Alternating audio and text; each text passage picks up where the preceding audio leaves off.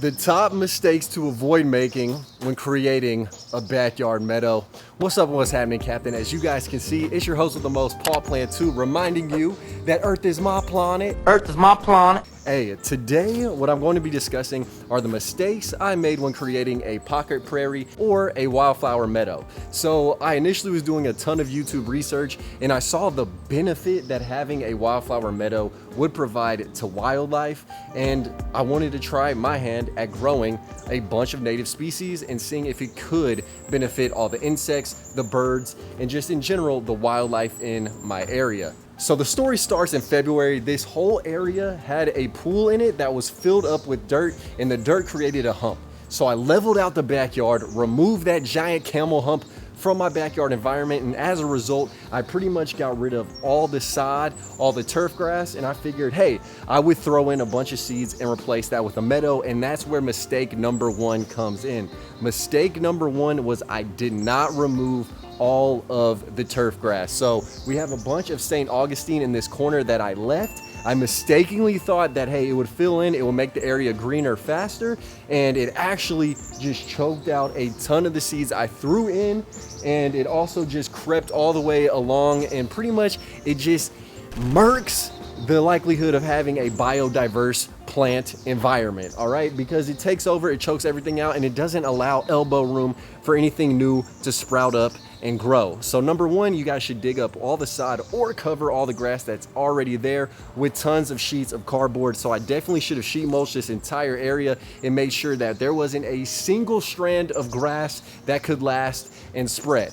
All right, now my number two mistake was I thought that you could just let this whole area go wild, not need a weed, not need to maintain, and boy was I wrong. So there is a ton of weed pressure that hit this area, in particular with these chamber bitters. All right, now these dudes don't look super great aesthetically, they're ugly, but they do benefit the wildlife. Right underneath their leaves are a ton of flowers that pop up, and when the flowers pop up, the bees and pollinators come out and they suckle on those flowers. So yeah, it's a bit of a conundrum because bees seem to love the invasive weed, which does serve wildlife, but having a bunch of weeds in your meadow doesn't necessarily look the best. So just make sure you guys maintain, and if you see seeds start to drop, such as poison ivy or anything that may bother you or your pets, get rid of it. Anything that doesn't look good, you're gonna wanna take it out. So my number two mistake was not really doing some basic maintenance because I didn't know. And so that's why I'm making this video, so you guys can avoid the mistakes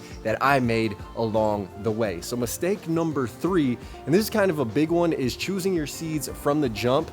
And I chose native wildflower mixes that I got off Amazon, and I didn't really know every single species that was included, so I definitely should have read the fine print. But I did get some Mexican marigolds right here, which definitely look good. These are super gorgeous plants, but they're like 3.5 feet tall. So when you have plants that are that tall, they tend to cover up all the shrub layers I have along my fence line and all the trees. So basically I have these giant plants growing in my pocket prairie, which I much rather have things be below about 2 feet. So make sure you choose your seeds wisely. And then this is a big one. Number four, do you want the benefit over the aesthetic? So I have a small yard, a little bean-shaped prairie, if you will, that's developing back here. However, because it is so small, there's so many paths, so many beds that I created on my own. A lot of that is being covered up by the tallness of this area. Okay, so the height is definitely affecting the aesthetic, and I want things to look nice. I don't want every time someone comes over, they're like, oh, you need to cut your grass. Like legit, I get that every time.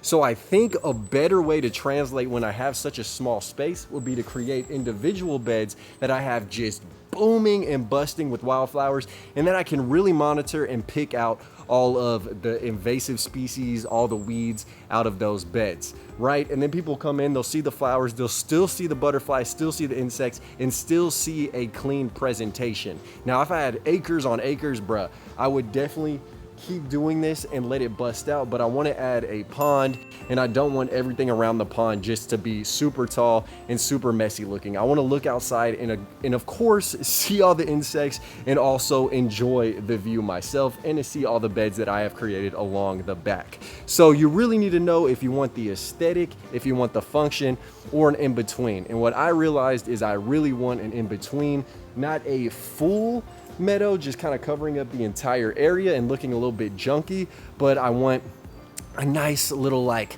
small beds of meadows in my backyard and a pond. All right, but for the time being, this was a really great experience, throwing all these seeds down, watching everything grow, and just seeing the amount of insects, frogs, lizards, like birds, butterflies. There's been more butterflies than I've ever seen in my life in a backyard of any home I've ever lived in and now own. All right, so it really was worth it in my humble opinion. And if all you're gonna do is just cut the grass and nothing else, you might as well throw some wildflower seeds down, because hey, you don't got to cut the grass. All right, like, it's been amazing not having to cut the backyard. However, it is that time. It is about to be September. It's about to be the fall. So I am going to trim this area because I need to plan out where my pond's going to go. And I want to plan out where I'm going to put beds that have nothing but wildflowers in them. So yes, I guess this is goodbye to my backyard meadow, at least in this form for now.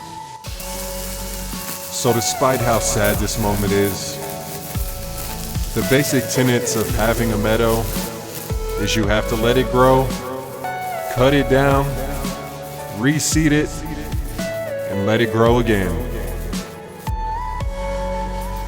It pains my heart to watch all these plants get crumbled to the earth. But from fire and from ashes comes rebirth. Remember that.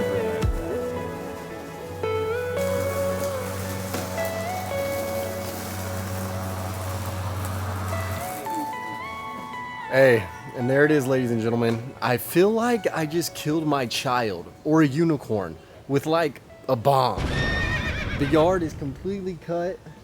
It does look clean, right? It looks beautiful, it looks clean, but it looks like a desert to me, man. Like, I might just grow the wildflower meadow back and just overseed it again, because it was so much more interesting to come out and actually see everything growing versus just looking at a clean cut lawn. Regardless of the fact I had to do this anyways, it's restarting, man. You always got to cut things down and then restart them in the fall.